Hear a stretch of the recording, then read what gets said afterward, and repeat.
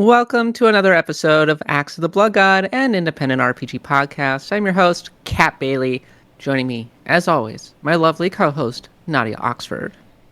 Hello, Kat. I'm relieved to finally announce the end of AD. We are now in the age of DQ, Dragon Quest. So this is one DQ. I like this age a lot better than the previous one. This is great. So far it's a lot better, isn't it? It's like More the Dragon Universal Quest. Century, but for RPGs. We're living in one DQ. We've done it. Alert the press. Alert the Pope. Whoever's in charge of calendars. The Pope's not in charge of calendar. This isn't the Middle Ages. I mean, kinda at this point. Oh, it's sad because it's true. Also joining me, my equally lovely co-host, Eric Van Allen. I was going to make a joke about how we're in the era of HD-2D, but yeah, we can also do era of Dragon Quest. You know, if DQ12 exists at this point. And our special guest, Cam Hawkins. Hello, I'm here. Excited You are to here. talk about RPGs with y'all. Happy Yes. to have you. We have Cam on because we're going to be talking about Dragon Quest III HD-2D. I think the third remake of Dragon Quest III and one of many numerous reissues of the classic RPG. We'll be talking all about the additions that it's made, how it compares to other entries in the series, and whether you should be jumping in to this classic amid the absolute blunderbuss of high-quality RPGs that are available right now. We'll be getting to that in just a moment, but if you enjoy the show, please consider supporting us on patreon.com/bloodgodpod, where your generous donations ensure that we can continue to do this podcast. You have been supporting us for the last 3 years, and we are eternally grateful. We also stream on Saturday mornings at 9:30 a.m. PT at twitch.tv/bloodgodpod. Like and subscribe to go see all of our lovely faces live, talking to you. It's really great. We are in the midst of another Pantheon month, or Pandemonium month, more likely. We're playing Drakengard, the very first game to unleash Yoko Taro on the world. You can go join our game club over on the Discord. Please. Right now. Please join the game club. Share in the suffering. Join us. It's bliss. Yeah, $1 a month. Just $1 a month gets you access to the show ad-free and gets you access to the Discord as well. And make sure to check out all of our merch over at shop.bloodgodpod.com. Makes a great gift for your loved ones. It does. Oh, and did you know that you can gift subscriptions to our Patreon as well? That's another great gift. I just learned this like the other day. So if you have a loved one in your life who wants to get access to Axe of the Blood God ad-free and join our Discord, you can give a gift. Patreon.com/bloodgodpod. Okay. Time now to talk about Dragon Quest III HD-2D, the remake of the third Dragon Quest game originally released in 1988 on the Famicom, the end of the Erdrick trilogy, though there is a twist to that one. Dragon Quest III, of course, is one of the most famous RPGs ever made, one of the true greats in Japan.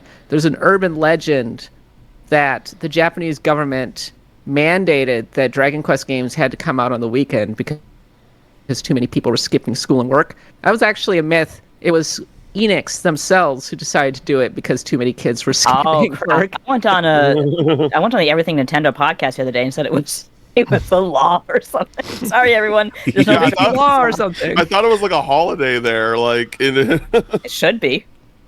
Dragon Sorry, Quest Brian games Shay. all day. Sorry, Brian. You get superior RPG facts here on Axe of the Blood God. We keep them all for ourselves.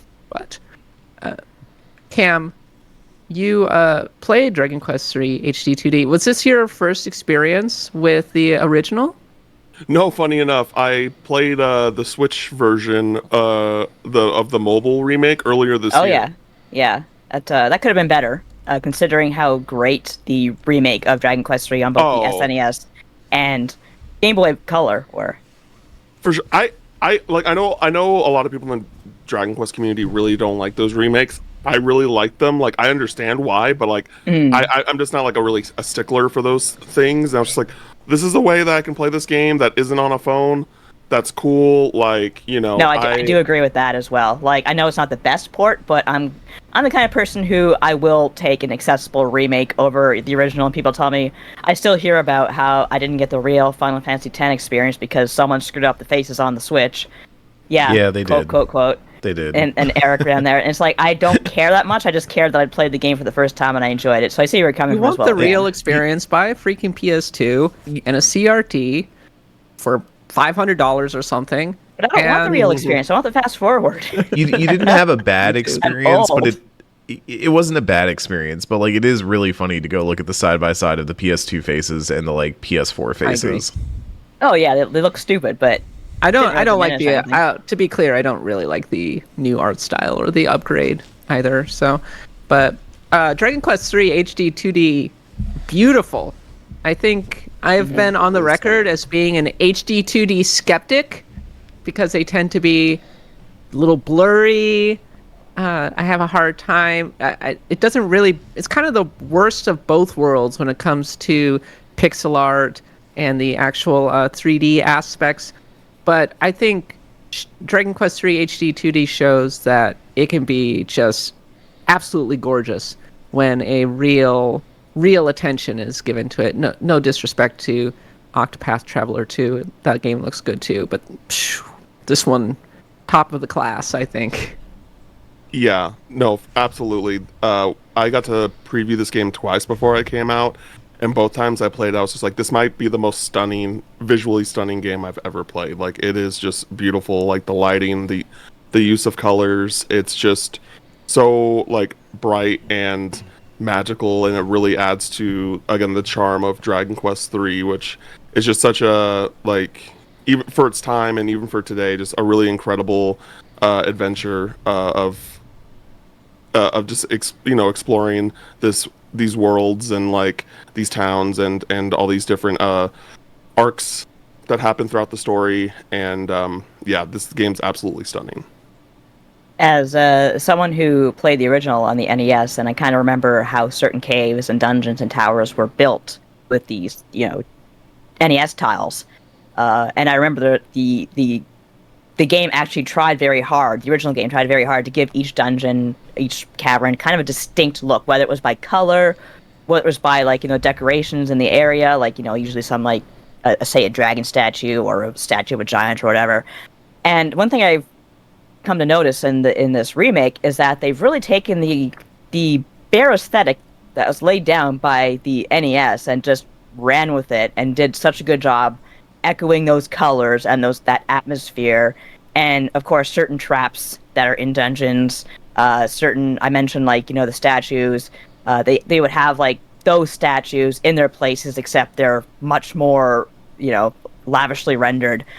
It's just even though they've applied dimension quite literally by making with the terrain on the maps and the dungeons and whatnot, they've just done a really good job overall. I was talking a bit about this on NBC. Dragon Quest III, I think my understanding is that it's grindier than maybe some of the later games in the series. It still has that NES approach to things, even though it adds quality of life improvements like a mini map, question markers, difficulty settings, things like that.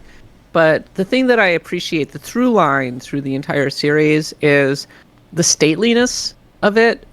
It's a really beautiful, emotional, artistic experience that I appreciate a little bit more each year as I continue to get older.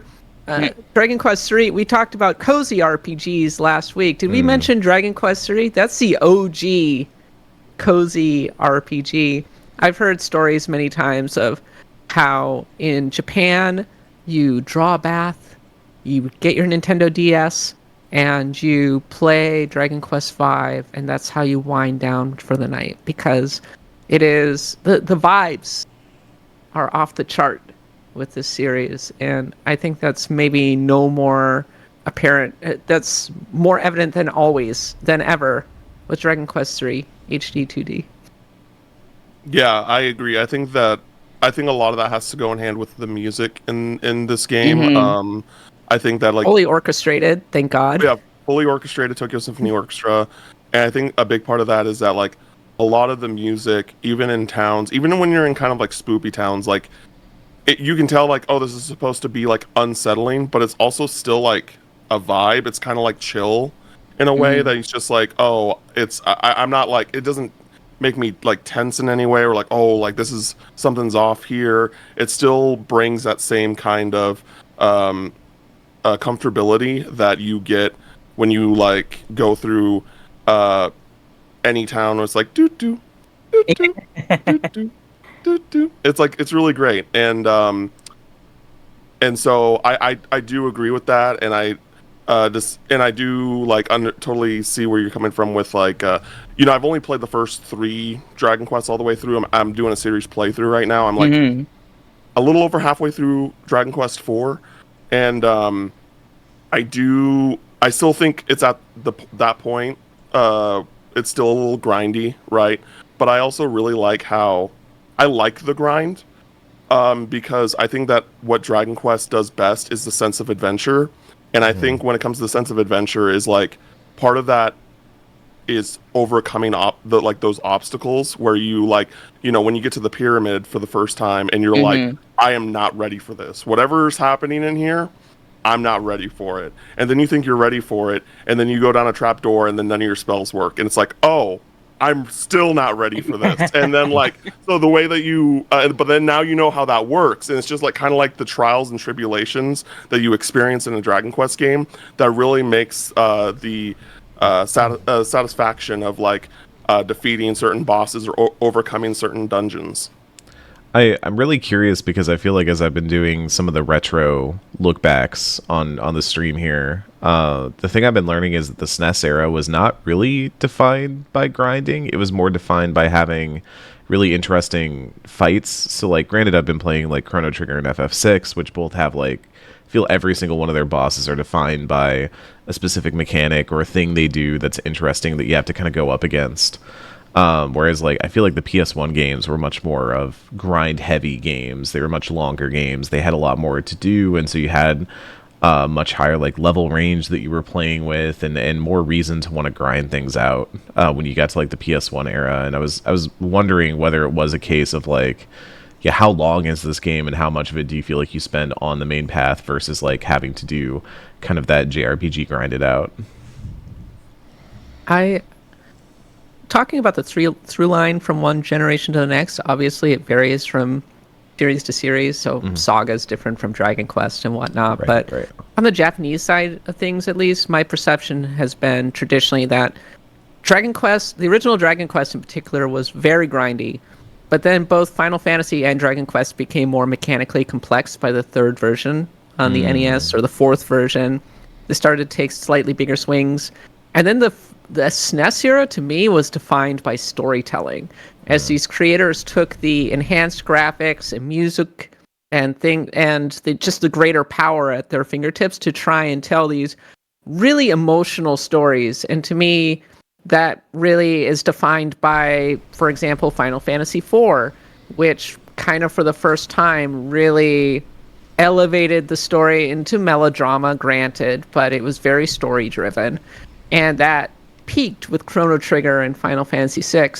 And then you get into the PlayStation era, and again, it depends on the series. Dragon Quest VII was very grindy and very long, but to me, that generation was defined by cinematics, and that's in large part because of Squaresoft. Though you started to see games like Moon RPG Remix that were in Final Fantasy VIII that wanted to subvert the RPG, the mechanics that had been laid down by Dragon Quest. But so Dragon Quest III is very much the end of the NES kind of generation, well, latter part of the NES generation, more mechanically complex, taking slightly bigger swings. Was this the first one with a class system? Am I right or am I wrong? Yeah. Yeah, it's technically. Technically, yeah, you had different classes, but they were kind of pre-assigned to you into. As for the time, I admit that I am not finished because I am kind of taking my time with it. And first of all, Dragon Quest 3 is a bigger game than I remember. Like, once you get the ship, about 1/3 into the game, you're very much left on your own to find these orbs. And from there, it's like your quest still goes on and on. And plus, this game has a lot more to find, a lot more to explore. I like looking for monsters to fight in my arena. Like, I found a Dracu-cat, and its name was Dracu-cat backwards, and I died because I just love their reference. And, yeah, so, gosh, Cam, are you finished by any chance? I have finished the game. Yeah, I finished the game, I think, on Monday. I rolled credits. And, yeah, I really want to talk about how Dragon Quest 3, like, you know, and I'm not as much of a historian with JRPGs. I'm working on it, but All right. Dragon Quest 3 feels like it's not in its entirety in a sense, but like it feels like the first kind of real open world JRPG. I agree. Because like when the first third of the game up to the point where you get the ship, it's pretty linear. There's like one kind of thing that you can do on the side, but like it's pretty much like you're gonna get to these towns, you're gonna do these things, but once you get the ship and you know about the orbs, the world's your oyster. You can really do whatever you want. You can approach things however you want. You can get the orbs in whatever order you want. There are definitely set difficulties for each orb. Yes. So there definitely is like a recommended path to getting these orbs.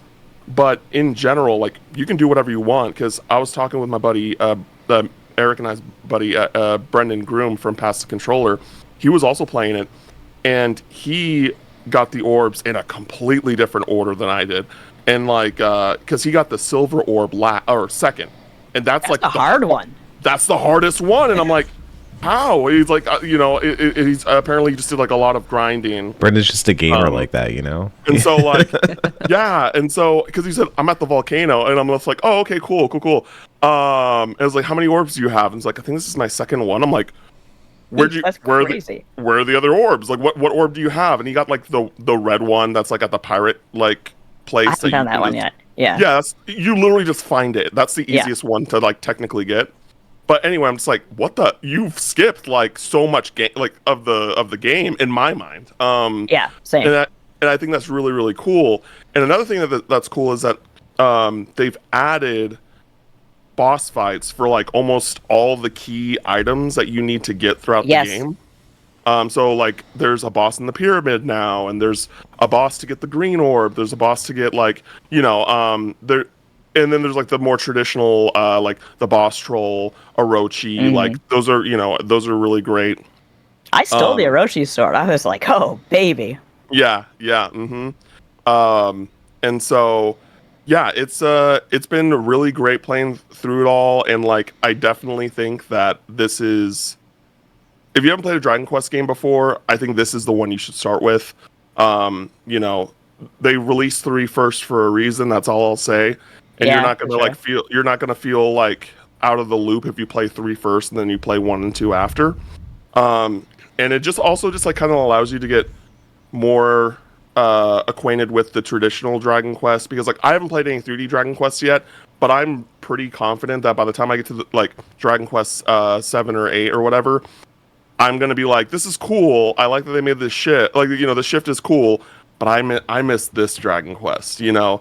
I like how traditional the older Dragon Quests are, and so I think that for some people, if they start with like a Dragon Quest 8 or a Dragon Quest 11, for some people, it's going to be harder for y'all to shift to that playstyle.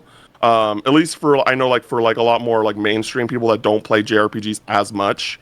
And so like that's what I would recommend, but also do what you want. But I just think that like if you want to like kind of be like the history of Dragon Quest along the way, like this is where you should start. Yeah.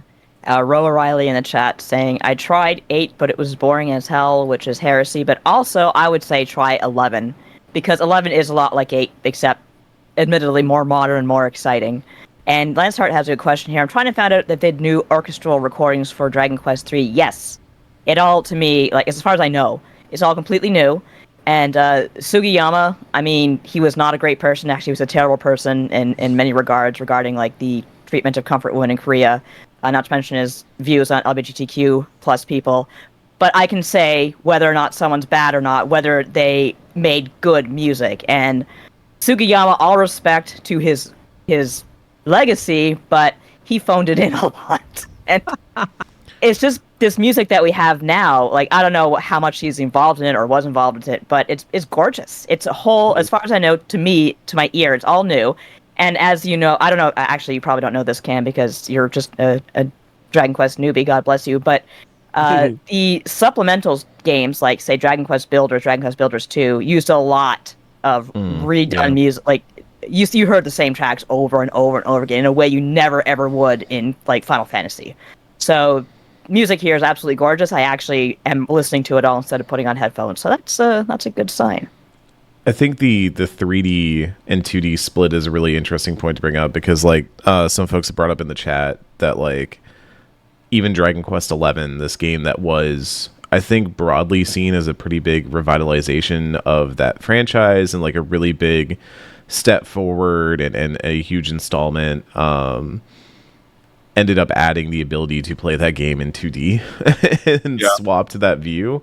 And granted, it was probably done out of legacy's sake and desire for that, original feel that Dragon Quest had. But I do think that just points to, like, the legacy that this series has had, that it has such a strong foundation in the 2D era that I do think it is, like, really important to point out that, like, yeah, this is, if you want to talk about, like, the RPG when it comes to this format, it's Dragon Quest and Final Fantasy. Like, those two are kind of like the blueprint for a lot of stuff that came after. And so even just having some version of it to play now, that's fairly modern, is pretty cool. I do think it's interesting. I pulled up a thread from former colleague, now fellow freelancer, Timothy Monblow, who posted on Blue Sky, just kind of talking about how this game is, he's enjoying it. He has enjoyed it, but he did this really interesting thread about how big the game is now compared to how much smaller it was on the SNES.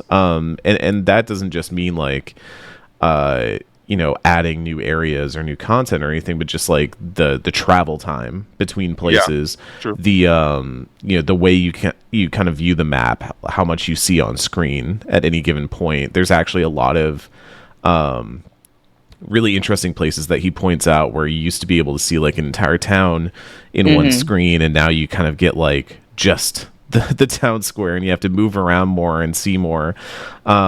It's really interesting. I wonder, like, do y'all feel like there's a lot of foot traveling, like a lot of travel time in this game compared to other RPGs?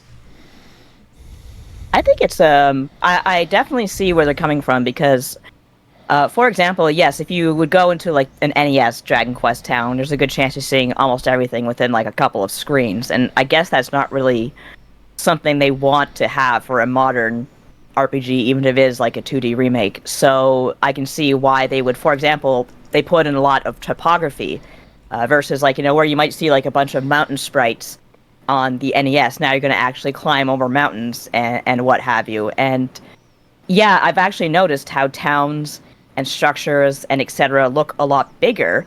And I'm assuming by necessity, because it gives you a sense of place. You really do feel like, okay, I am in a castle, I am in a town, and every town has its own distinct look, its own distinct structures, and it's actually interesting according to the story, like, without getting to spoilers, they're modeled after how you would expect them to look, I'll just say that much. So as for the foot traveling, like, you have a super speedy run, so I don't feel like it's too bad. And the encounter rate hasn't thrown me completely off my gourd yet, so I'm pretty good. But I'm also playing in, like, the fastest speed, which is ultra fast, and it's not as fast as it could be. I don't know why the default speed in that game is so slow. That was going to be my next question, was, like, does the encounter rate feel like a SNES era encounter rate? Because I do feel like it was a little different back then. You had a lot more random fights to encounter. I've definitely hit the point in FF6 where I'm like, let's put that Moogle charm on. let's not fight in this dungeon for a little bit. I don't think the I don't think the encounter rate has been super bad. And regards to like travel time and like how that kind of changes the I guess the length of the game. I actually just looked on my Switch. It took me about like 25 hours to beat the remake on Switch, like the iPhone version, the mobile version. With this remake, HD-2D remake, it took me about 35 hours to beat the. Yeah, that sounds about right. So, kind of put that into perspective. But I also like probably grinded a little bit more than I needed to like complete the game and everything like that. So, I'm sure like I could shave off an hour or two there.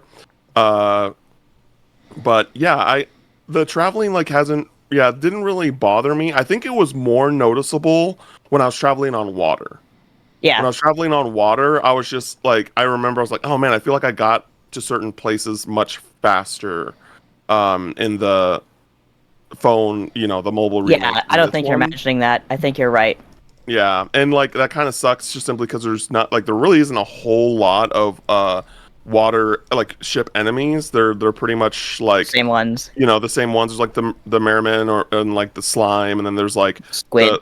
the squid, and then the sea slime, and that's about it unless one of them calls in an eagle. Like there's I hate those things. Yeah, there's not like a whole wide variety of enemies there. So like I think I would care less if there was a little bit more variety there. But even then, like once you kind of like get to all of the towns, which really doesn't take a whole lot of time that you need to get to via the ship, you don't really need to use the ship that much anymore. So it's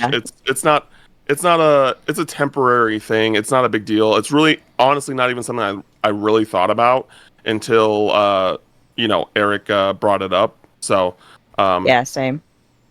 Dragon Quest usually has a pretty hardy zoom network. It's called Zoom when you go from place to place. So its fast travels pretty good in this one. Yeah. Yeah.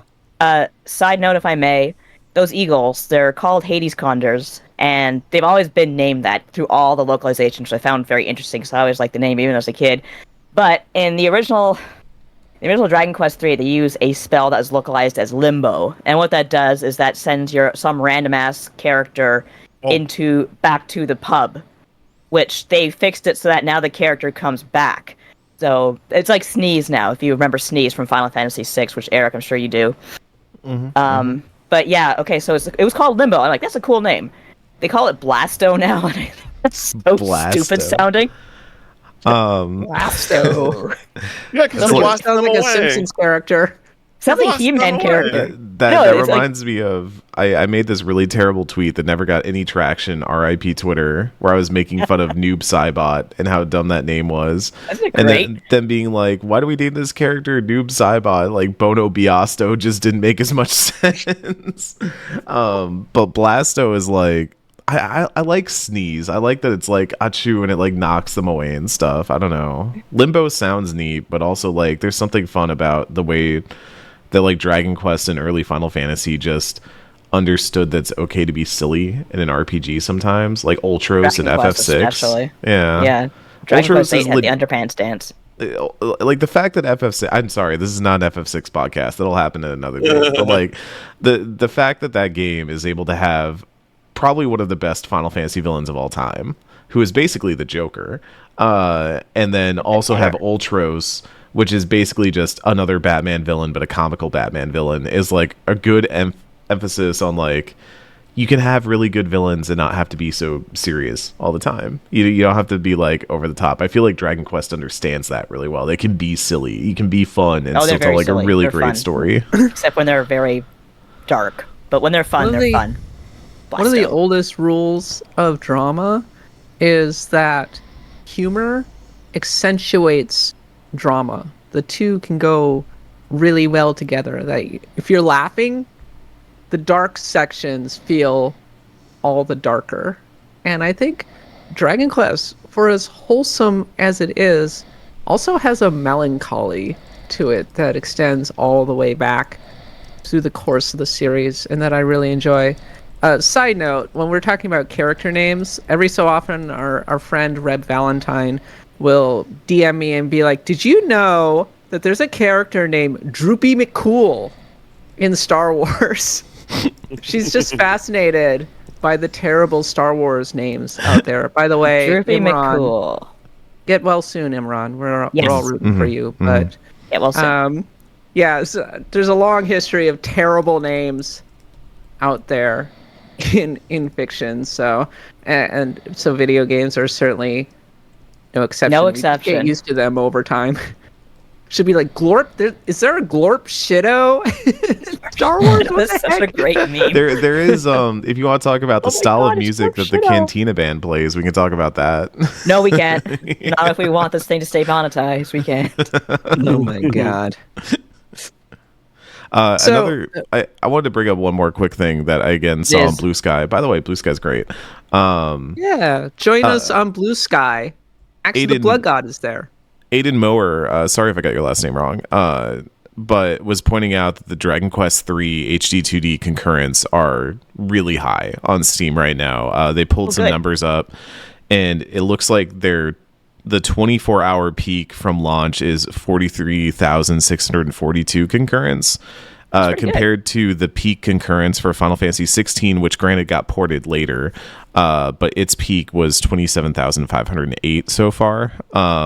Really, really great numbers for Dragon Quest 3 on PC. And I think like really emphasizes again this thing that we've been talking about over and over again on the pod, that like bringing stuff to PC day one is really doing a lot for Really RPGs. smart. And I also Yeah. feel like a lot of people are starting to lean that way because of the Steam Deck, because of everyone having PCs post-pandemic and stuff like that. I like when I get Dragon Quest, I'm probably going to get it for Steam so I can play it at home on my desktop, or I can put it on my Steam Deck, and it really I feels hear it's like great on Steam Deck. There was someone in the Genuine- chat, I'm sorry, who I can't remember, but they were saying that it was great on Steam Deck.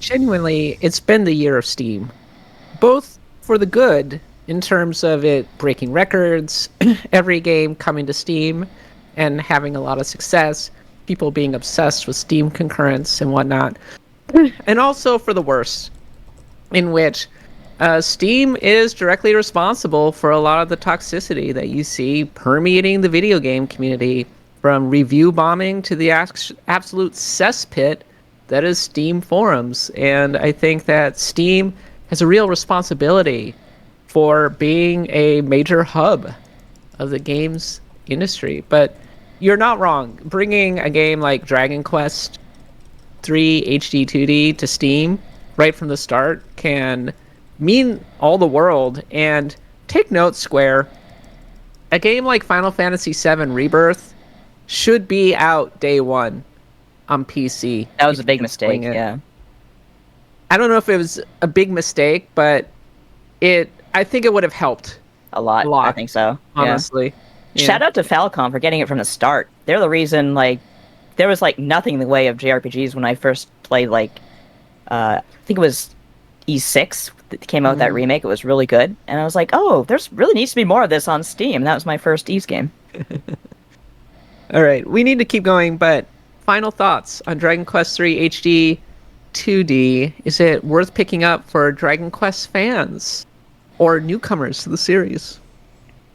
Absolutely. I think that this is the ideal one to start with. I think that similar in the sense of like what Resident Evil and Final Fantasy VII Remake did, I think that Dragon Quest 3 should also like kind of be in that grouping but in the sense of like recreating a traditional game, you know, keeping it like all true to form, and just like modernizing it and just enhancing it in almost every way. I really have like my biggest gripe about that game is that like when you use a zoom or a chimera wing, you don't bonk your head in a dungeon anymore. Yeah. Like that's like my biggest issue. It's like because like that's just like added to the charm of Dragon Quest. I get why they did it, but it's just like, oh, but that was like kind of funny. Like, you know, it's especially when you do it for the first time, you're just like, oh, I'm gonna get out of this dungeon, and then you just bonk your head on the ceiling. You don't know that that's gonna happen. And That is pretty funny. But yeah, I really adore this game. It's definitely going to be one of my favorite games of this year, and I definitely think everyone should support it because then we get more Dragon Quest remakes, and 4 through 6 and 9 like desperately need to get off the DS, and so if you don't like to play mobile games like me, I don't want to play those games on mobile. So yeah, please support this game so I get more remakes.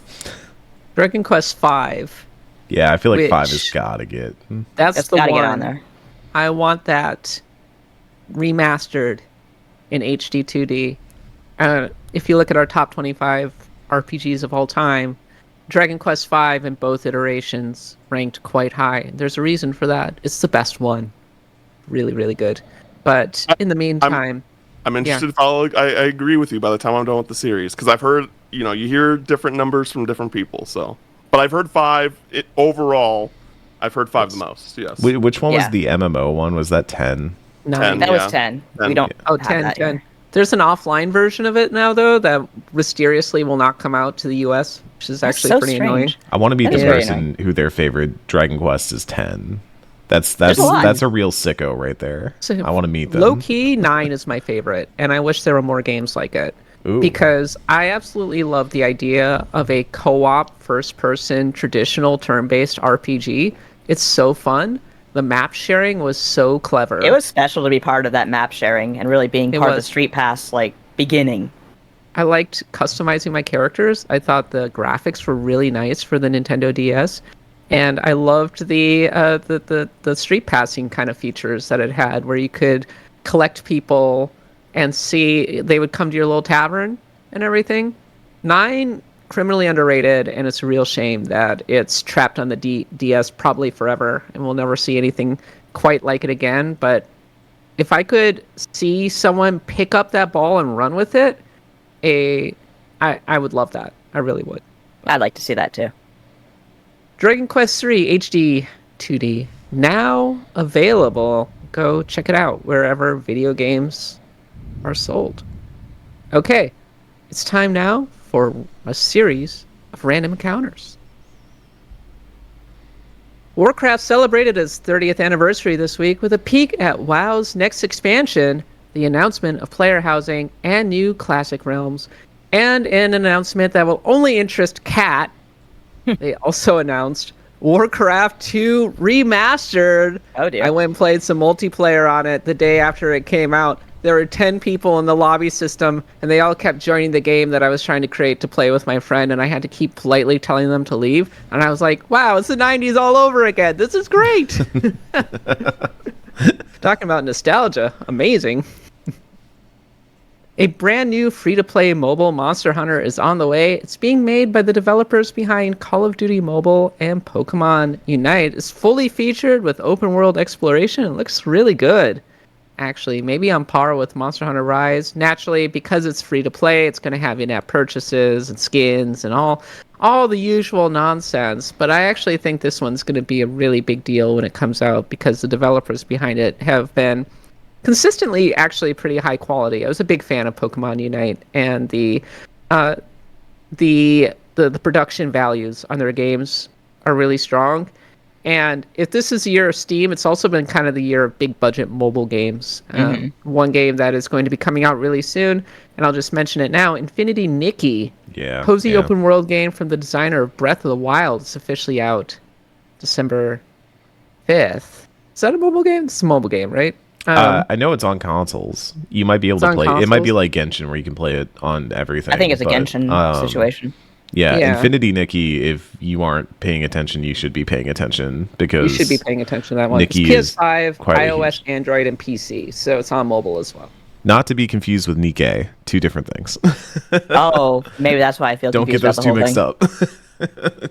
It's by it's from the designer of Breath of the Wild, and our guides team over at IGN is going just absolutely nuts about it. And I do think it'll be a really big deal when it comes out. I do think it'll be a Genshin kind of situation. So stay tuned. We may not be done yet with releases here at Axe of the Blood God. I'll be checking out, that's for sure. Dragon's Dogma 2 director Hideaki Itsuno has announced a new studio focusing on AAA action games. That is now open. Also, another new studio from the former Star Wars Eclipse lead writer working on handcrafted, dark, mature fantasy RPGs. So, new studios are starting to pop up like little sprouts and flowers in the wasteland. Isn't that nice? Pokemon TCG Pocket is getting trading in January and more boosters for the end of the year. So if you're like me and you just can't stop logging in and opening your booster packs, you'll have more stuff to get soon. One thing that I noticed about Pokemon TCG Pocket that is different from, say, Magic the Gathering Arena, an objectively much better game, is that instead of having to turn my phone, I can hold it like this in one hand and just crack packs. And mobile game developers take note.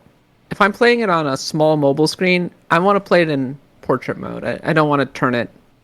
I don't want to turn it over. That's just me. That's just me. Just me speaking for myself. I usually don't. I would be fascinated to see a Pokemon TCG Pocket version of Magic the Gathering, because I think you could do it, and it would be fascinating to see them approach that from like a design standpoint. They should absolutely take the full Pokemon TCG game and turn it into a more Magic the Gathering Arena style experience. Yeah. I'm not too familiar with the Pokemon TCG as a whole, though I've heard that it's a very centralized metagame. If anything, the EX Pokemon maybe exhibit the weird power curves that are going on with that game that are kind of annoying. So, but I think a Pokemon TCG fan could probably talk in more detail about all of that. But in any event, I'm not done with Pokemon TCG Pocket. My favorite thing to do is to get the premium artwork, and then I just put them into my little binder that I have displayed on my profile, and just look at this beautiful art that I have. It's really great. That's what Pokemon's all about. Yeah, exactly. Look at my art. My art is amazing. Also, I've had good pulls, pack luck in terms of getting. I have like 4 EX Pikachus somehow. It's crazy. I don't have any. Like 4 Pikachu EXs and 2 Zapdos EXs, but I can't seem to get a Charizard or a Venusaur or anything like that, and I'm kind of sad because I would love to have Charizard. I have 2 Charizards. I've pulled 3 Charizards. Yeah, I keep pulling Charizards. Yeah, I can't pull a single bird to save my life, but I've got like a bunch of Snorlaxes and Nidokings. Like, I got I got Moltres from a Wonder Pick. Nice. Yeah, nice. That's Wonder good. Picks. My Wonder Picks suck. Yeah, I need another Misty card though. That's what I need, because my main deck is the Lapras like promo right now. So I'm freaking Misty. You're doing Articuno, but with like Lapras instead. Well, I haven't pulled Articuno yet, so but so it's really just like mainly Lapras EX and Starmie EX, and then I have Greninja in there. Those are kind of like my 3 key players. That's basically like what the Articuno deck is, except you like just swapped Articuno for Lapras, but it's like the same idea of like get it out there and then just like Misty it up really fast, and they just can't do anything about it. Misty it up real fast. The Misty card is busted. Yeah.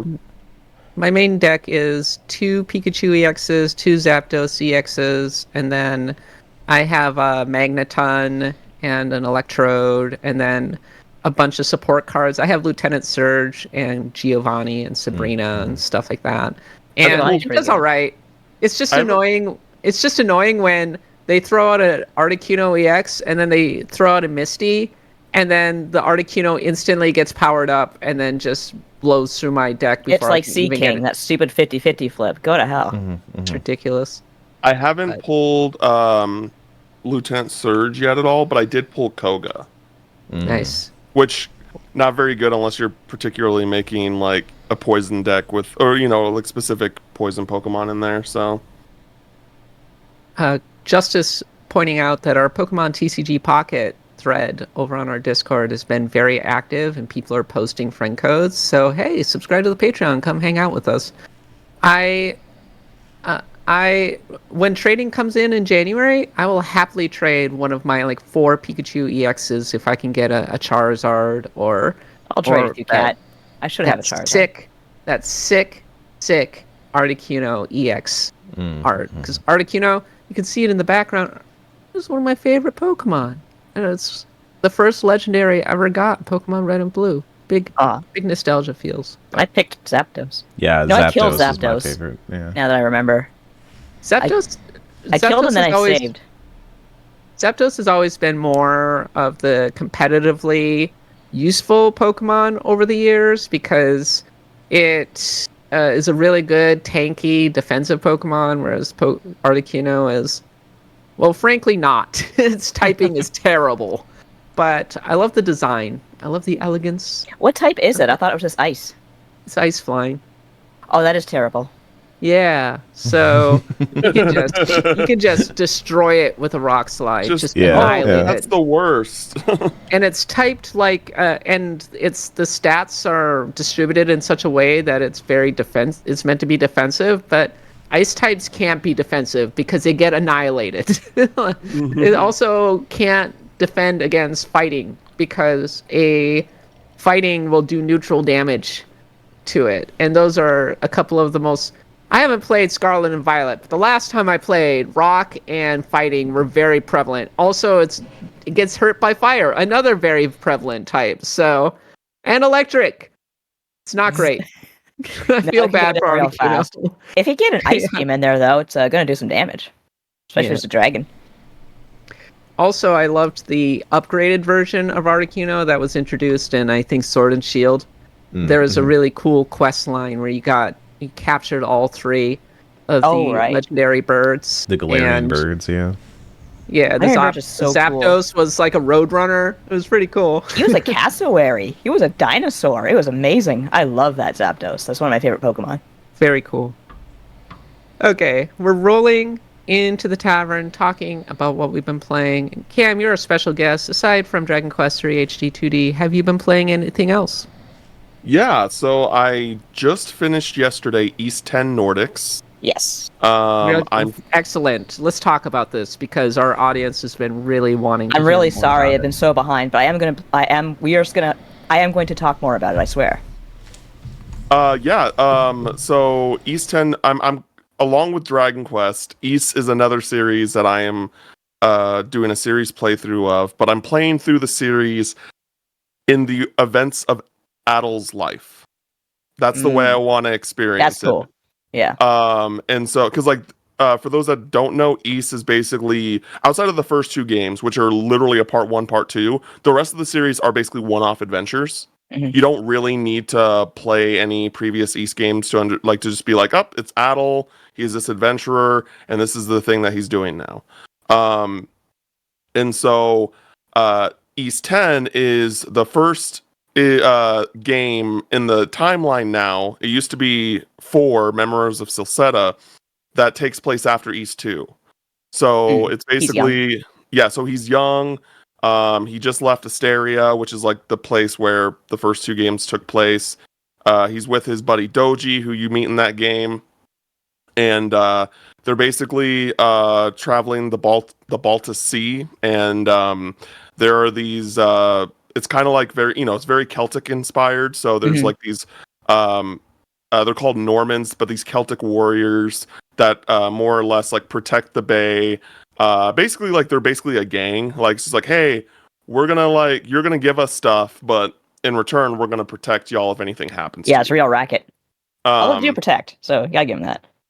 Yeah, and you end up partnering with the next in line, the daughter of the leader of the Baltic Sea Force, Karja, and y'all, for reasons, get basically tied together, where y'all can only be a certain amount of distance from each other. They have to stick together, and they're trying to solve this whole mystery that's happening around the Baltic Sea after these they're not demonic, but these evil creatures of sorts called Kind of like undead creatures, would you call them? yeah, they're called the Grieger or the Greiger. Grieger, yeah. The Grieger. And they basically like kidnap an entire town of people. And it's basically like a pirate adventure, a sea adventure where you have a ship and you're like going around the Baltic Sea to basically figure out what's going on, along with like finding the missing members. And what's really cool about it is that like a lot of the missing members, once you find them, become a part of your crew, and they help with like doing certain jobs, whether it's upgrading your ship or if it's like helping like doing like drill work to because there are like these instances where you'll find an island that is like being protected by the Greiger, and then you have to like do a sea battle and like meet certain requirements, and then you have a land battle where you go in and then you infiltrate and things like that. Yeah, it's a good game. It's a good game. I talked with James Galizio from RPG site about this game a little bit, because he's like the Falcom guy. Like if you want to know any news on Falcom, like he will know. And he said that he said that this game like is really, really good. And at the point when I was playing it, I just didn't get that. Like, I wasn't there yet. But Falcom games are like notoriously back heavy when it comes to their narrative. And once I got to like the good stuff, it definitely picked up, but it didn't like raise my skirt or anything like that. It's definitely still like worth playing. It's still like really fun. But like from what I've heard, Ys 8 is like the quintessential Ys game, and from like just from word of mouth, I don't think this is gonna like meet those expectations. But it's still a really great game. It's a fun action RPG. There's definitely a point where like when you're playing when it comes to the gameplay, it's pretty hack and slash. You have like you hold R1 and then you press a face button for different abilities, or you press R2 and then you like do joint attacks with Karja, or you can play as Karja. So whoever you all fight together. And there are definitely points where like the combat does feel a little bit like repetitive, but once you master certain skills, which you just do by using them a bunch of times, when you get like some of the later skills in the game, it's really fun. It's like there were boss fights where I was just juggling bosses for like 15 20 seconds, because I had the gear enough to like gain enough skill points or like SP, I think it's what it's called. Yeah. To just use the same kind of abilities that would just launch them in the air and keep them juggled. And that was the stuff that I was just like, this is really fun, and I really am enjoying the aspects of it. There were definitely things that I didn't realize were a thing until like much later in the game, and I think I might have like felt differently about my misgivings like as I was playing through. Like I didn't realize like, oh yeah, if you just like press R2 at the right time, you can perfect guard like a bunch of things that like they'll do like a cutscene, like and they'll do a bunch of damage. I thought that was like a boss specific thing for a long time. And then I'm like, oh, okay, now I know, and now I'm going to use this all the time. And once it did like definitely make the combat more fun in that sense. And so yeah, like overall, I think it's if you like Ys, you're gonna like this game. And again, Ys is a series you can kind of hop in whenever. So you can really you can decide if you want this to be your first Ys game. You can start from the beginning. You can start at 8, which again a lot of people speak really highly on. If you want it's really up 3D, to you. yeah. Ys, Oath and Felghana. Let's go. Yeah, That's remake. That would be. I would say if you like 3D, if you want to try a 3D hack and slash Ys, that's definitely 8. I love 9. I haven't really gotten underrated. I thought it was pretty fun. Yeah, back in the day. Yeah. Ys 6, which is the one I started with on Steam, that's very good. But yeah, I would definitely wait for Oath and Felghana if you want to top down Ys. That's probably gonna be great. Indeed. As for me, I picked up Final Fantasy 14 again. Oh, did you Let's now? go. So- Let's go. Let's go. I think that a lot of folks have been waiting for updates on when we are going to be making good on our charity stream incentives, including me playing Final Fantasy 14 through Heavensward, me finishing Final Fantasy 7 Rebirth and streaming the ending, and Eric and Nadia and I playing through Baldur's Gate 3. The truth of the matter is, we've been traveling a lot. We've had the blunderbuss of RPGs that we've needed to cover, and it's been put to the side slightly. But we are serious about these, and we are going to play. And I am very determined to finish Final Fantasy VII Rebirth, probably during the holidays. And I may just start streaming it basically every day for at least a couple hours until I can finish it up. I also am going to be playing Final Fantasy XIV and continuing to kind of grind through it. I officially unlocked the Bard last night and equipped that, and I asked my Final Fantasy XIV sickos, how does the Bard work? Because I do not see any appreciable difference. All I see is a really annoying harp sign. You can change that's that. filling up a chunk of my screen, and I'm like, okay, well, what abilities do I have? I don't know what's going on here. Please explain. So the thing about Bard is that Bard is just like there's not really, I would say, like a tactics style class system in this. There is. Calm down, 14 fans. Stand down. But like Bard is basically like the upgraded Archer. It is Archer plus. Because that's kind of how the classes in this game ended up working, was that you have a bunch of the Realm Reborn starter classes like Lancer or Archer or stuff like that eventually then become Dragoon, Bard, and they're basically the same class. Like Lancer dovetails into Dragoon. Like, there's no reason to continue trying to level a Lancer or anything. I don't even think you can past 30. Like, I don't think you can be like a level 90 Lancer or whatever. Like, you No. basically stop and the game is like, okay, put your Dragoon pants on. So Bard is that. The weird thing, outside looking in, as a like 14 player who I have a like level 40-ish Bard or something like that, because I did level it mostly just to play shitty music in Limsa, and You're one of those, are you?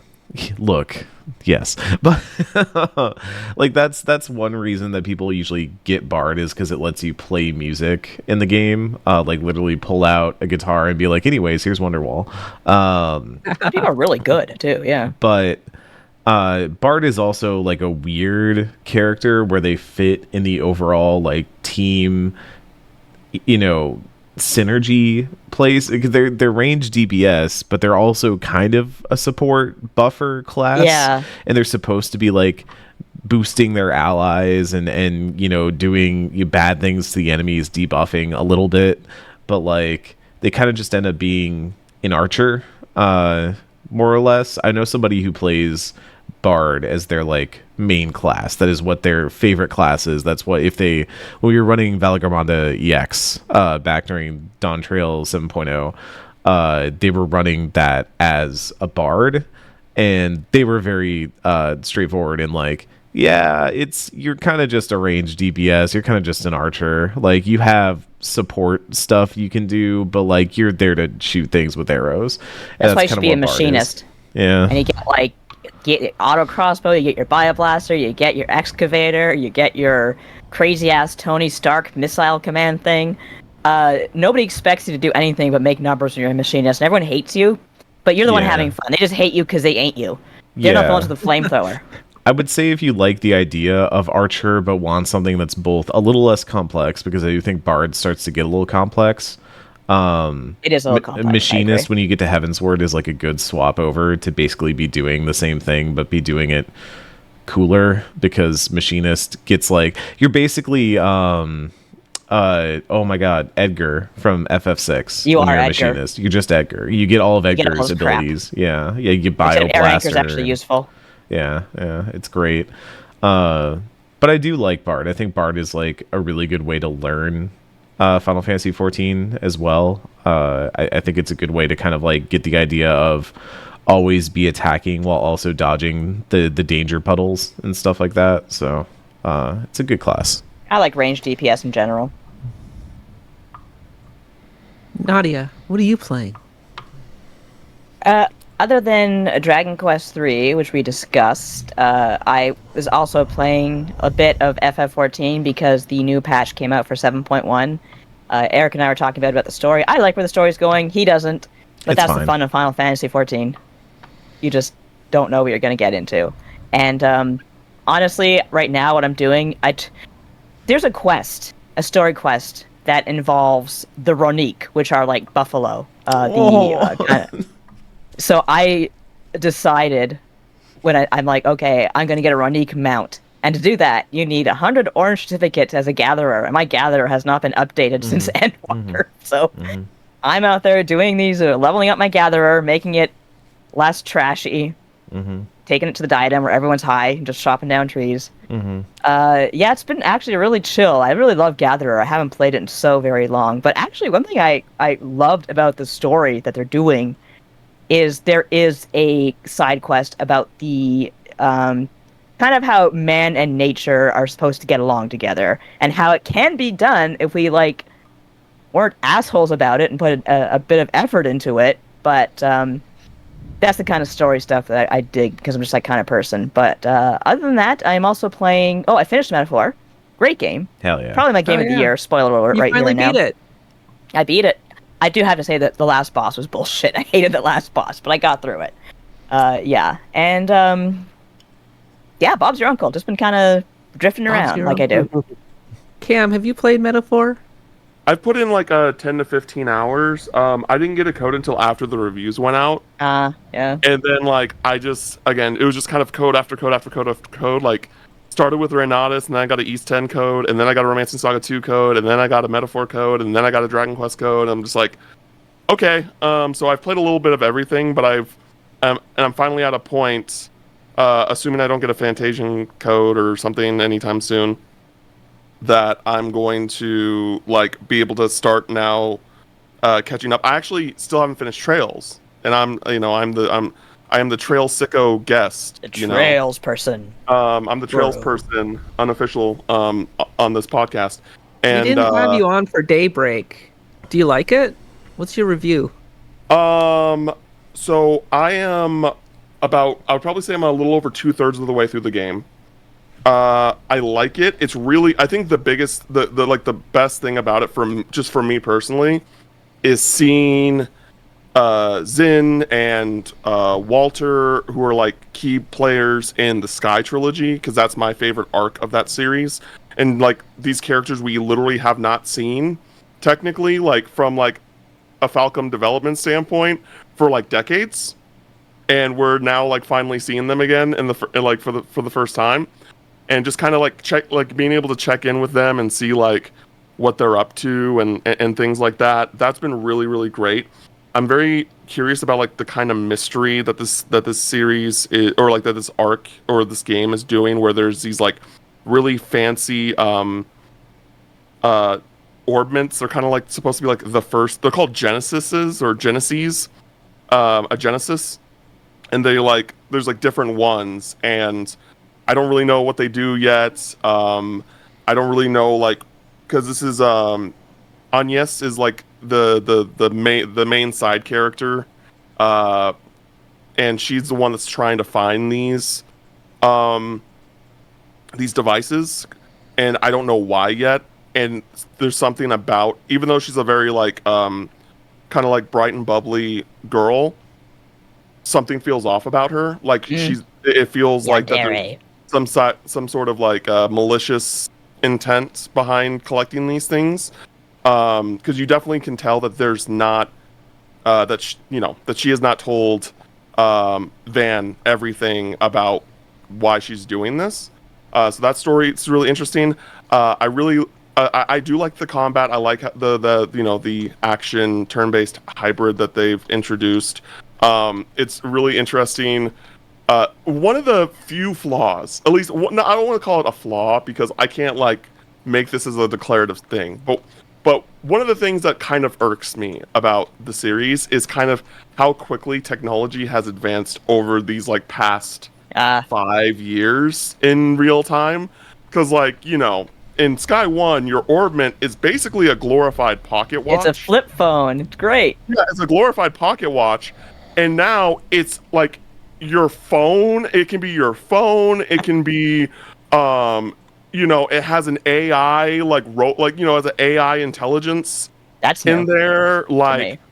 you know, yeah, there's like they have like a core. Like, they have a specific core. And depending on what core you have, it depends on what AI you have in your device. Like, they have different voices, they have different names and stuff like that. Yeah. It's not that it's bad. It's just like, what has happened here? It's just thinking, it's like, oh god, Arabonia now is AI. Like, do they have like big power plants like chugging away at the last of the water on the world? Can I get the Scarlett Johansson one?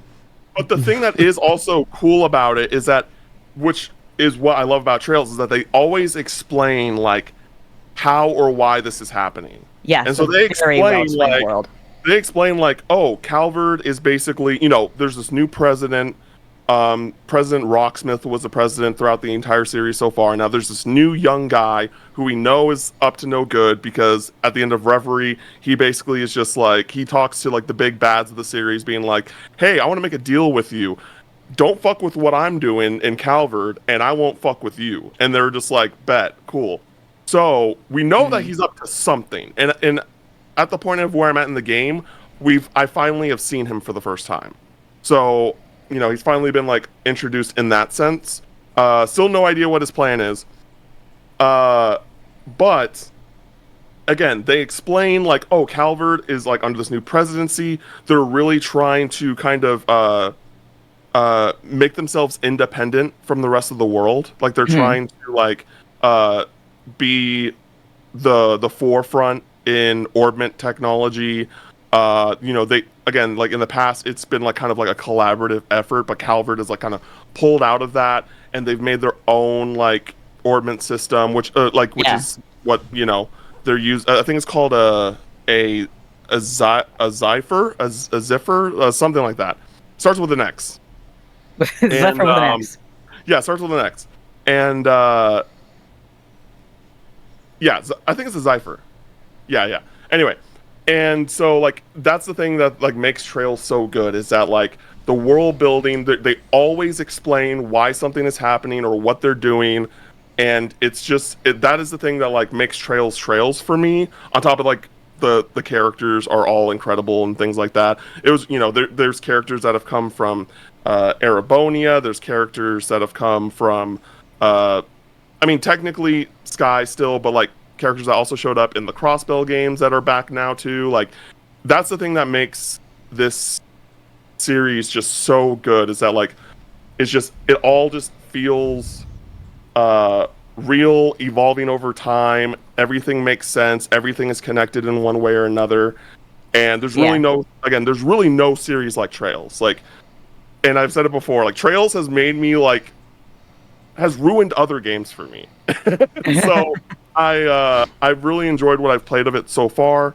I need to finish it soon, because Daybreak 2 comes out on Valentine's Day. February is scary, y'all. February is scary. But yes, Daybreak is great. Now, the last thing I will say, because I know I'm starting to get to rambling, and I know I need to stop talking. I'm sure people are going to ask, can I start here? Can this be my first Trails game? Right. And what I'll say is, can you? Yes, you definitely can. It's the beginning of an arc. You know, it's a new cast, things like that. Should you? Absolutely not. You should not. You should start from the beginning and play through the entire series, because again, that entire series is like building blocks. Like, you're building a tower, and to me, it's just like, why would you start a series where you're like that, where the like everything builds like that, and then decide to start part way up the tower? That doesn't make sense to me. And I just think that when you decide to start at other arcs that aren't Sky, you're going to be naturally spoiled on very key like characters, Yeah. and like their growth or their development or like how they like their viewpoints. They could have changed, and then when you go back and introduce them, they're like a completely different character, but you already know what their destination is. And like what makes Trail so good is seeing that unfold in real time. Like you're experiencing everything chronologically in real time. And so for me, I think you should buy the game to support it. Just buy it just to support it for sure, like now, because NIS America does a great job publishing those games. But also, like, they're not like this big, bold publisher like Sega or Square. Like, they don't have like the money like that they do, and they do their best to localize these games. And I think they're great localizations, great voice cast. But this just allows, it's just a vote of support for them to be able to continue doing this. Yeah. And so yeah, start with Sky. I saw on Steam for $10, like all the time. It's a great game. It's in the Pantheon. It is. Go check it out. The Trails in the Sky it rules, by the way. And I can't wait to. I still love the remake next year. Oh, The remake will be exciting. Yeah. I still love that the full remake just got dropped randomly in a sizzle Sizzle reel reel. in the American Little Nintendo asterisk, Direct. like, by the way. Twitter going nuts. This is happening Did I see anyway. that? Continuing on. Eric, you have some thoughts on Dragon Age: The Veilguard's ending, which I think Uh-oh. Len Hafer referred to as going to a Michelin star restaurant. Yeah. So table that for a second. I do want to briefly say I got a key this week for Rise of the Golden Idol. I cannot recommend that game enough. Case of the Golden Idol. If you don't know, the Golden Idol games are from I forgot the developer's name. I'm gonna look it up really quick. It's from the publisher PlayStack. The developer is named This Is Good Podcast Color Gray Games. They're really, really cool mystery games where you kind of get this like tableau of murder and you pull out words and ideas and thoughts and stuff, and you have to try and like figure out, who's in this right now, who's doing what, who caused what. And it's like, what if a Where's Waldo was about murder, but then also like all of the cases seem unlinked, they seem disparate, but there's always something like kind of threading them together, and the way it comes together is the way it all comes together is very fascinating. I think I like Case of the Golden Idol a little bit more than the new one, which is Rise of the Golden Idol. But I think both are fantastic. If you want a game to like sit down with your friends, your loved ones or something on the couch, and all of you just kind of like puzzle some things out, you will have a blast with this game. Cannot recommend that enough. I think it's a really, really strong game from a publisher, PlayStack, that's been having quite a year, with Balatro also up there. So keep an eye on that. Said my piece. Dragon Age: The Veilguard. Cam brought up a really interesting thing that I wanted to expand on, specifically when it comes to Dragon Age, this idea of like building a tower, right? Because that's something that I think like BioWare, historically people like to associate with them, even though you really only see that in like Mass Effect and Dragon Age.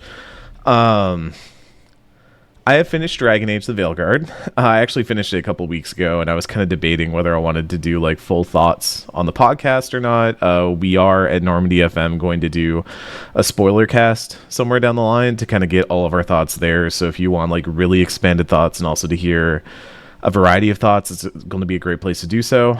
I first want to emphasize that there are people who like this game. I enjoyed my time with this game, but I think it's probably ultimately maybe my least favorite Dragon Age. It's definitely like riding the bottom two for sure. I think my ultimate takeaway from Dragon Age: The Veilguard is that I have some issues with just the gameplay. I talked about how much I hate the red crystals and the darkspawn boils and all that.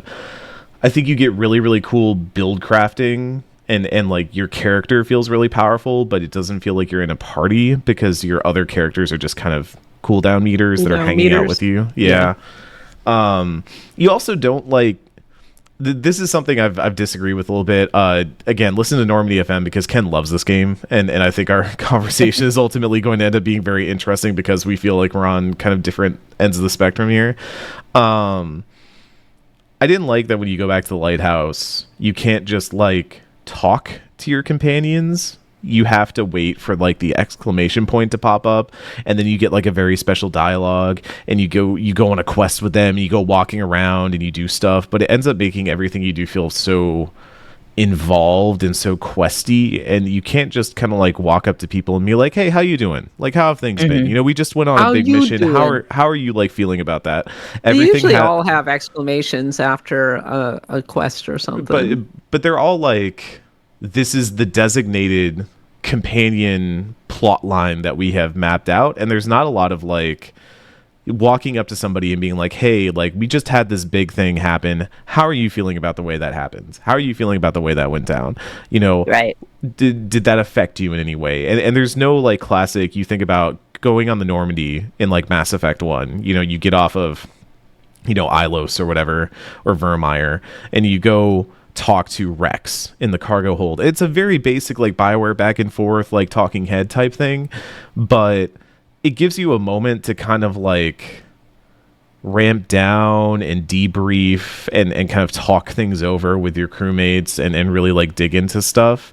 Yeah, and I think it really it also gave those characters like moments to shine, I think, because now in this game everything has to be an occasion. Everything has to be like, you can't just have a little chat with, you know, your friends after you're done with the quest. You have to go to this part of Arlithan Forest where you're going to be connecting crystals together to go do this thing, and then you'll get like information while you're doing it, and then you'll have a like little talk at the end, and that'll be that. It just expands that stuff too much. It makes it, there's a lot of medium-sized to large-sized bits, but there's no nibbly bits. There's no tiny bits, and I feel like there's like a very tangible shift in the way that the narrative goes, because I kept telling Ken, I was like playing this game, especially near the end when I was trying to wrap everything up and get all my companions, you know, loyaltied up and all that, and I was like, I am actually just like, I need them to stop trying to talk to me. I need them to stop giving me exclamation points, because I've been on so many quests and dialogues and conversations where I have to go to the lighthouse. I talked about this on the previous episode, but like, I go to the lighthouse, I talk to somebody, we go to Arlithan Forest, we do a quest there where I walk around and I do some stuff, and maybe I hit RB and I do their companion skill to do something. Great, cool, we learn something about each other, go back to the lighthouse, same person wants to talk to me, go back to Arlithan Forest because we couldn't just talk about it there again. And I have to like do all this through menus too. There's not like an easy way to just say like, hey, yeah, let's go chat, and then it like smash cuts to, it's like, no, you have to like go opt into this now. And so now you're menuing, now you're going back through, and I think like a lot of the fast traveling just kind of like detracts from exploring this world in an interesting way. I was having fun when I was kind of walking around this world and exploring it, and I think eventually you get to the point where you fast travel everywhere and you just kind of miss most of it. I do think the ending, for what it's worth, I will be as non-spoilery as possible, but it does feel like it is a cavalcade of BioWare's greatest hits. A lot of the like framings and ideas that you know and love, especially from Mass Effect. It feels extremely Mass Effect. And Mass Effect 1, Mass Effect 2, and Mass Effect 3. I can dissect out all the different ways in which all of those plot beats feel like different. Yeah, there's nothing wrong with it. And I think there are some swings that it takes that work really, really well. And I think some characters come out of that that feel so much more connected to the story. I ended up loving Balara as a character because of how, if you make certain choices in the end game, you get really cool story beats with her, and it really emphasizes her character and her ideas. I also think Emmerich is probably one of my favorite characters. I did not expect that going in. He's Emmerich is fun. Yeah. Emmerich, I think, is fantastic, because one other problem I have with this game is a lot of the companions have choices and things you do and ways in which Rook affects them, and you have effects on each other, but all of them are kind of like your end title card changes. You know, your little epilogue is different, like, oh, this character went and did this, or this character went and did that. But Emmerich has maybe one of the most impactful choices that you can make that has like an immediate effect on the world around you, and that feels really cool. It feels great when you have like an RPG choice that has like just tangible effect on the world around you. And when this game does that, it works really, really well. And again, that goes back to Mass Effect 1. Like Mass Effect 1 has a moment where you can just shoot Rex. And like, oh no, Rex, don't do that. if you do that, you're bad at the game. But also like Also no Rex for like ever. yeah, there was someone when we did our ranking of the Mass Effect companions at PAX South forever ago who was like, I killed Rex and I also like made sure the genophage stayed intact, and I've never seen an entire What's their problem? convention ballroom turn on Whoa. one person so fast. Lizard It was- racist. Yeah. They just That's hate insane. Krogan, I guess. That's insane. That's Yeah. insane behavior. It That is, guy isn't needs it? to have a list. And he's got- he's got- Well, to do it and then to admit to it in public, that's two steps. Like, I shot the sheriff. It's one I thing to don't do care. it. It's another thing to be proud of it. What the Yeah. heck? Yeah, go listen Yeah. to that. It's in our archives in Normandy FM. It's a very funny podcast. But all that is to say, I think Dragon Age, the Veilguard, what ultimately a lot of people are going to end up taking away from it is just that it had to leave a lot of Dragon Age history to the side, or like briefly mentioned but not really brought up. And I think that's going to be the thing that sticks in a lot of people's craw, is that there's really not much impact. Like the characters that reappear in this game, I think, are fun. There's one in particular that I think was a perfect choice, and I love the way they handled it. But also, there's something about this game that does feel Mass Effect-y, even in the way that you move from place to place. The Alluvians as a method of getting around ends up feeling like making this world feel very disconnected in a way, like you're in the Normandy, hopping from planet to planet. And I ended up feeling like there wasn't a lot of Dragon Age history to tie into this. They do end up pulling some stuff in the side missions and stuff like that that end up tying a lot of lore bits together that I find interesting. I think some of them work very well. I think one in particular does not work well, but that's spoiler cast stuff.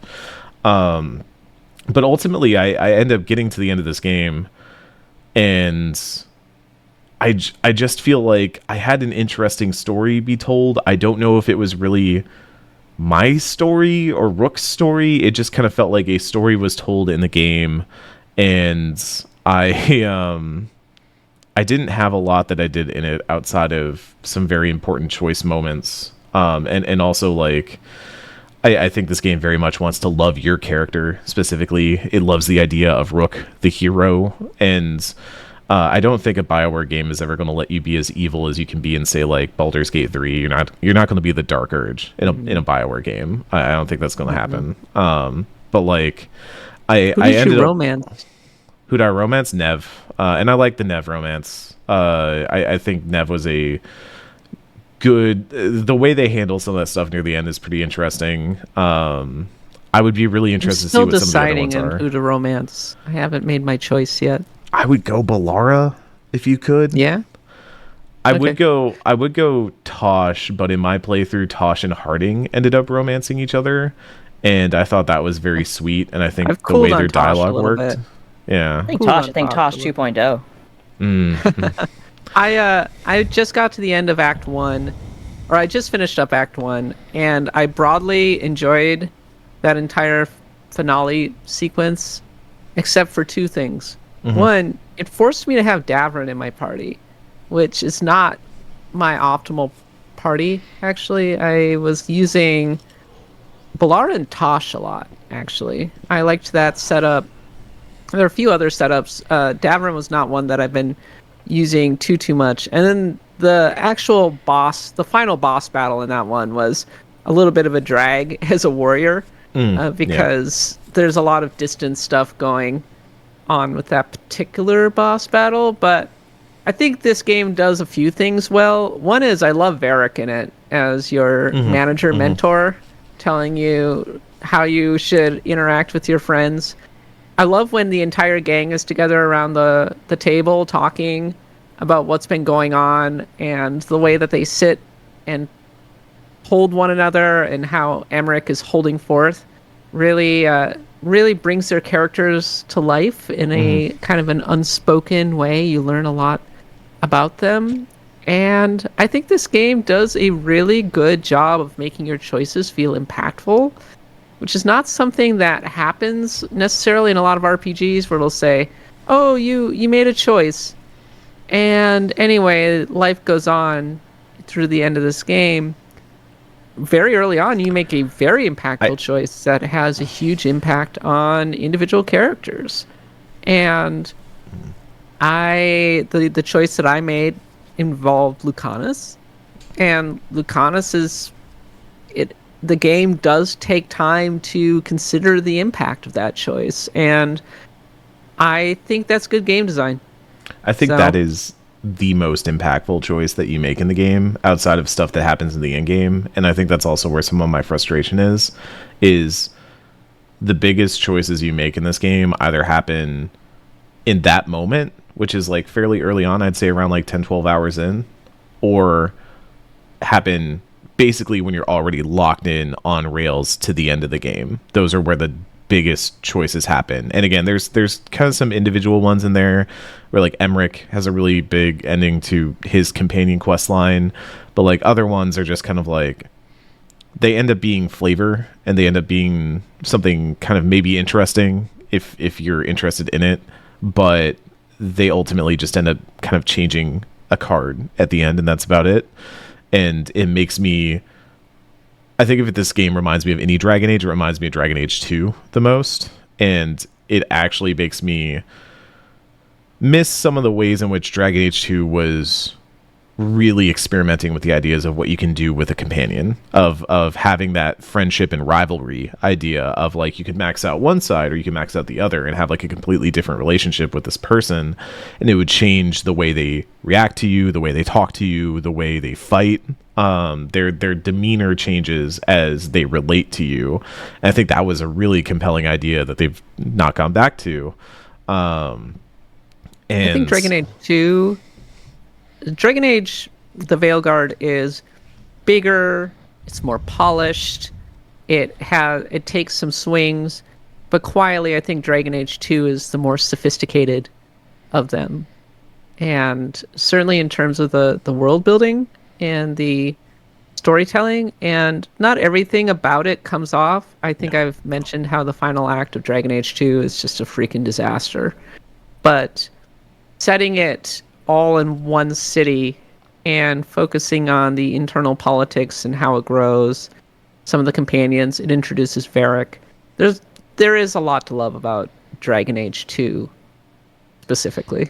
Yeah, I think what I would ultimately like to see with Dragon Age moving forward is this idea of, if you're going to be tying in characters, like really find ways to make those cameos feel meaningful, or otherwise, like there are times when certain characters get brought up and it's a very toss away line. It's a toss away line that also does not recognize where they could be at in the lore, because for example, like End of Inquisition, you can choose who's the divine, right, who becomes the Pope of the South, and it could be any number of characters. There's like several different characters that it could be.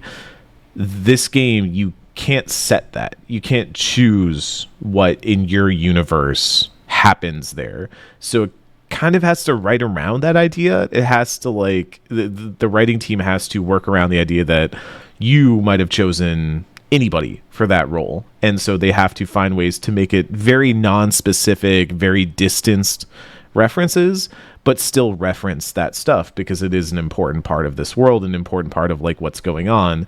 And a lot of cameos and especially the references to characters that don't show up in this game end up feeling that way, because you have to kind of be like, oh yeah, well, there's stuff happening down there. You remember that, and you remember this one character, but we're going to be very unspecific about things that they might have done or how they ended that game.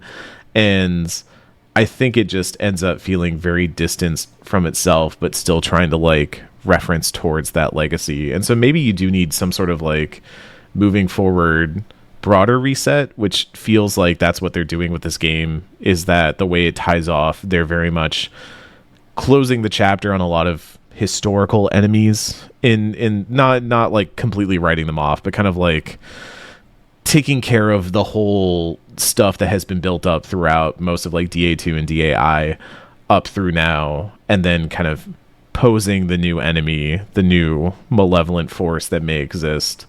And I'll be curious where they go with that. But yeah, I'm happy it's a BioWare. It feels like a BioWare game. It plays like a BioWare game. It is very much a BioWare game. I said this on Blue Sky and stuff. Is that like? Is it a BioWare game? Yeah, it's a BioWare game. It quacks like a duck. It walks like a duck. I'm happy we got a new one of these, and I do think it's above average. Again, I'm not trying to like dunk on this game. I think I enjoyed the time I spent with it. I just ultimately, when I look at the broad, are your criticisms. The game, yeah, is what it is. I'm amazed that it came out.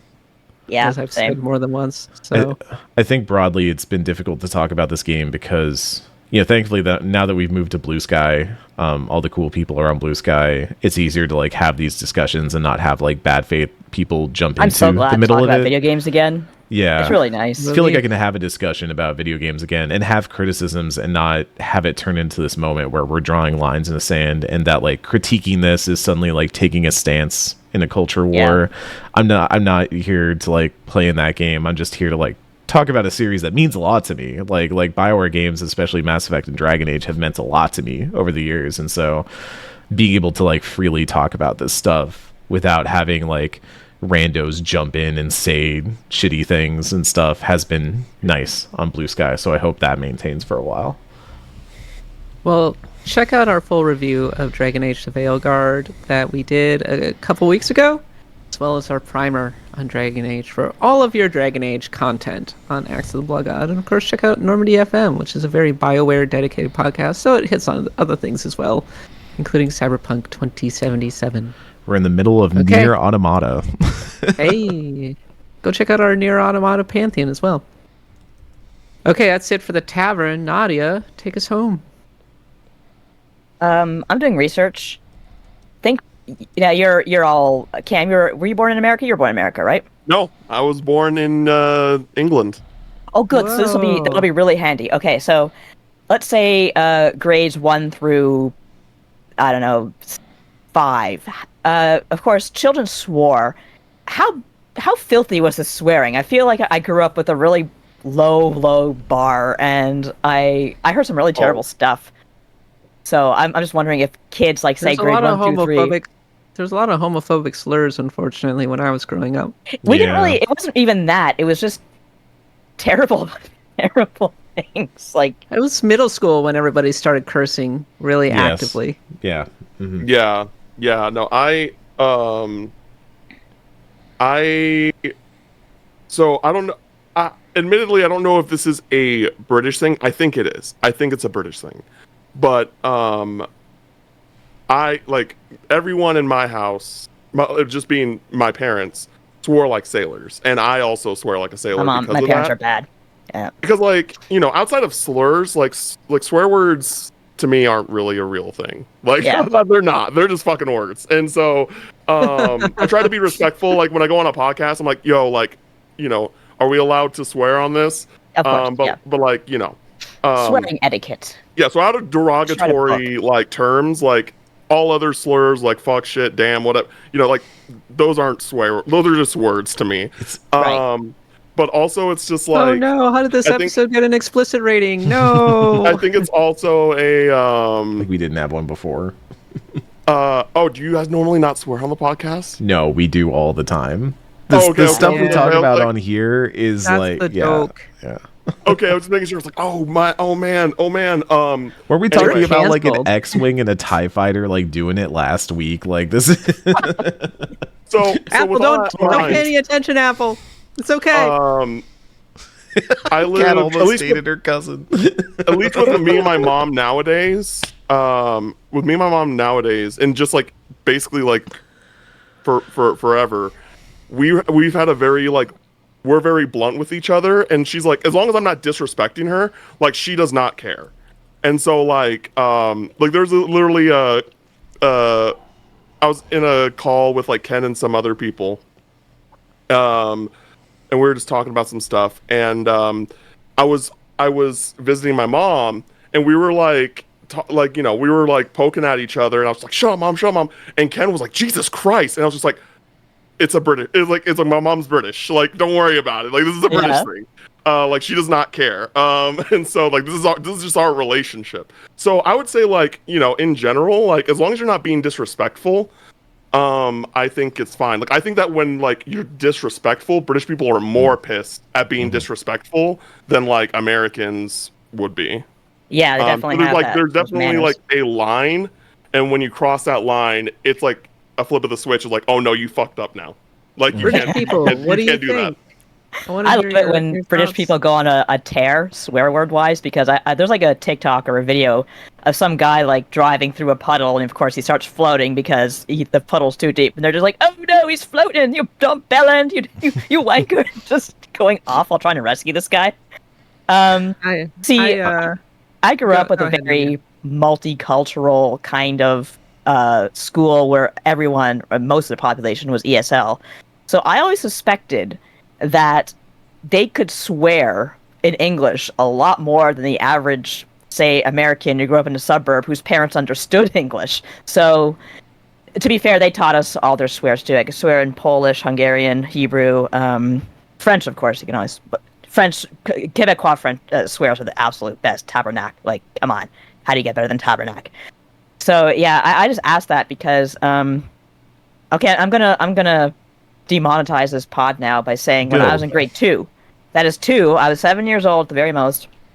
I was sitting across from the lunch table with this one kid from Iran and this other kid from Israel, and here's proof that there can be harmony, because these two kids, who were best friends by the way, were singing "She's a peanut butter motherfucking two-timing bitch. Anytime I think of her, my balls start to itch." I don't know half those words, okay? Like, 7 years old, I'm sorry. And I'm sitting here, like, fascinated because Holy shit. I'm me. And I'm just like, wow, these are really cool swear words. See, your parents, Cam, my parents were both really bad. And my mom is she's lyrical like myself. She's very creative with her swear words. And another core memory I have is that my parents had this button on their dresser that said in very beautiful script, "You piss me off, you fucking jerk." And I'm like, oh my god, that is the funniest button that's ever existed. Mom, I want that button.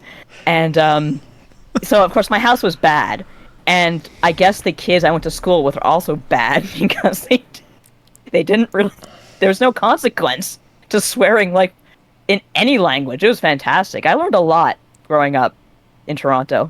That was Nadia's "We Are the World." What was the peanut butter motherfucker?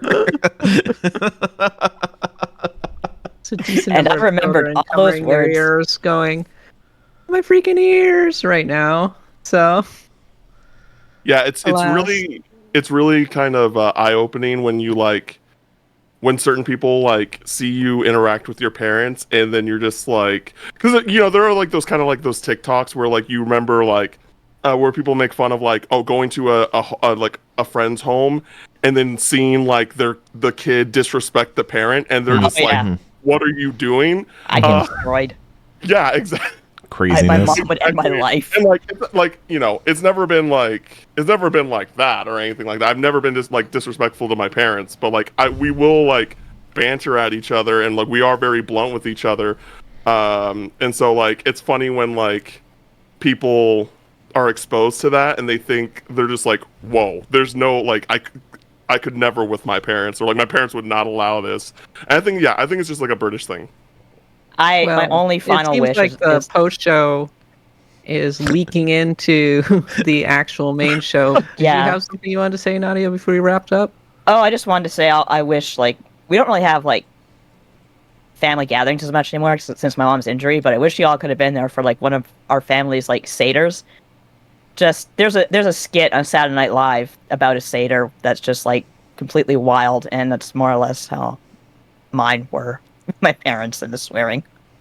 The Oxford family Thanksgiving special, or indeed.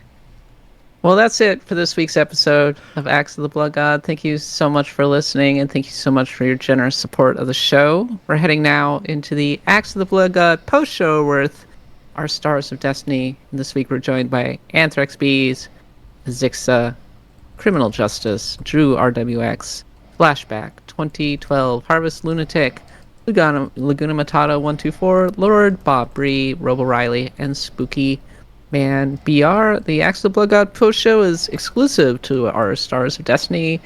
We hang out, we vibe. It's a lot of the same energy as the pit. You enjoy it. Come on over. Cam, you're a special guest. Where can we find you? Yeah, you can find me on the socials at Cam Final Mix. Be sure to follow because I got some cool projects in the work. I'm writing a book on Kingdom Hearts. I'm working on another project that I can't talk about right now, but that's really cool. That's in the works. And yeah, I talk about JRPGs a lot, especially Kingdom Hearts and Trails. So if that floats your boat, give me a follow. Make sure to check us all out over on Blue Sky. That's our new haunt, catbailey.bluesky.social. And we also have the Axe of the Blood God account over there. We like it quite a bit better than X and Twitter these days. Okay, we'll be back next week. As always, I've been your host, Cat Bailey. And for Nadia, Eric, Cam, and myself, thanks for listening. And happy adventuring.